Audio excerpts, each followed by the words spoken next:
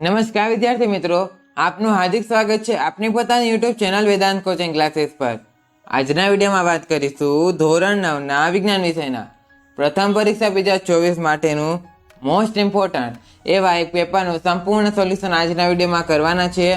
હમણાં લોન્ચ થયેલી લેટેસ્ટ બ્લુપ્રિન્ટને આધારિત જ આ એમપી પેપર છે જે તમને તમારી પરીક્ષામાં ખૂબ ઉપયોગી થઈ શકે છે, તેથી વિડીયોને અંત સુધી જરૂરથી જુઓ। વિડીયો પસંદ આવે તો લાઈક જરૂરથી કરજો, તમારા મિત્રો સુધી પણ વિડીયોને શેર કરો જેથી તેઓ પણ આ વિડીયોનો લાભ લઈ શકે। આ ઉપરાંત હજી સુધી આપણી સોશિયલ મીડિયા સાઇટ્સને ફોલો ન કરી હોય તો ડિસ્ક્રિપ્શન બોક્સમાં લિંક આપેલી છે, ત્યાંથી તમે આપણી સોશિયલ મીડિયા સાઇટ્સને પણ ફોલો કરી શકો છો। વધુ સમય ન લેતા ચાલો વિડીયોની શરૂઆત કરીએ। તો શરૂઆત કરીએ સૌપ્રથમ સેક્શન એ, પ્રશ્ન ક્રમાંક 1 થી 15ના માંગ્યા મુજબ જવાબ આપો। હેતુલક્ષી પ્રશ્ન છે, દરેક સાચા ઉત્તરનો 1 ગુણ રહેશે, કુલ ગુણ 15 છે। પહેલો પ્રશ્ન જોઈએ તો તાપમાન વધતા દ્રવ્યના કણોમાં શું ફેરફાર થાય છે? તો કે જવાબમાં આવશે તેમની ગતિ ઉર્જા શું થાય છે? વધે છે। ત્યાર પછી ધુમ્મસ અને વાદળ એ શેનું ઉદાહરણ છે? તો કે તે તમારે નિલંબનનું ઉદાહરણ છે। ત્યાર પછી પ્લાઝ્મોલિસિસ કઈ ક્રિયાનું પરિણામ છે? તો કે કોષ દ્વારા પાણી ગુમાવવાની પ્રક્રિયાનું છે। અહીં આવશે તમારે બી આવશે, કોષ દ્વારા પાણી ગુમાવવાનું। ત્યાર પછી ચોથો પ્રશ્ન છે, વાહનનું ઓડોમીટર કઈ ભૌતિક રાશિનું માપન દર્શાવે? તો કે કાપેલા અંતરનું। ત્યાર પછી પાંચમો પ્રશ્ન, લેગ હોર્ન જાત સાથે કઈ જગ્યાએ દેશી મરઘાની જાતનું સંકલન કરવામાં આવે છે? તો કે એસિલ। પ્રવેગની વ્યાખ્યા લખો। તો યાદ રાખજો, પ્રવેગની વ્યાખ્યા થશે એકમ સમયમાં ગતિમાન પદાર્થના વેગમાં થતા ફેરફારને પ્રવેગ કહે છે। એટીપીનું પૂરું નામ? તો કે એડિનોસાઇન ટ્રાઇફોસ્ફેટ। ત્યાર પછી આઠમો પ્રશ્ન, બૃહદ કે ગુરુ પોષક તત્વ કયા છે અને તેમને ગુરુ પોષક તત્વ કેમ કહે છે?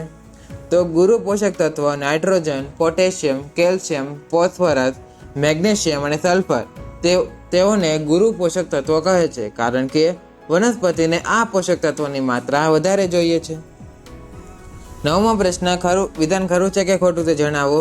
દૂધનું દહીંમાં રૂપાંતર થવું એ ભૌતિક ફેરફાર નથી, તો આ વિધાન તમારે ખોટું છે।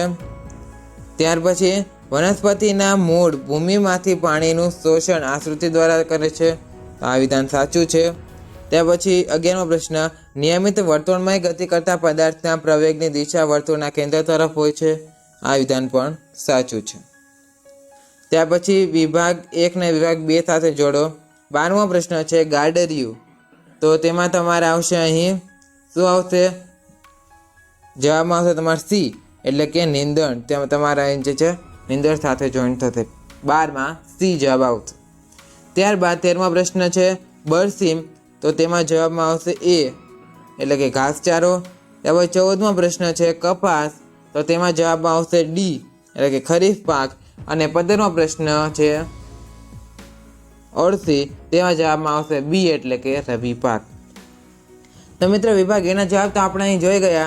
હવે વિભાગ બી, સી અને ડી તેના ફક્ત ને ફક્ત જવાબની પીડીએફ તમને જે છે ટેલિગ્રામ ચેનલ પર મળી રહેવાની છે। પ્રશ્ન તમે અહીં વિડીયોમાં જોઈ શકો છો અને ટેલિગ્રામની જે લિંક છે તે પણ તમને આપણે ડિસ્ક્રિપ્શન બોક્સમાં આપી દીધેલ છે। અહીં બધા જ પ્રશ્નો અહીં દર્શાવેલા છે, જવાબ માટે ટેલિગ્રામને જરૂરથી જોઈન કરી લેવો।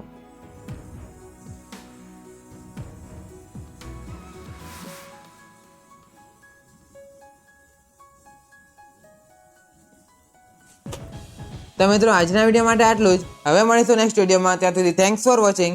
જય હિન્દ, વંદે માતરમ।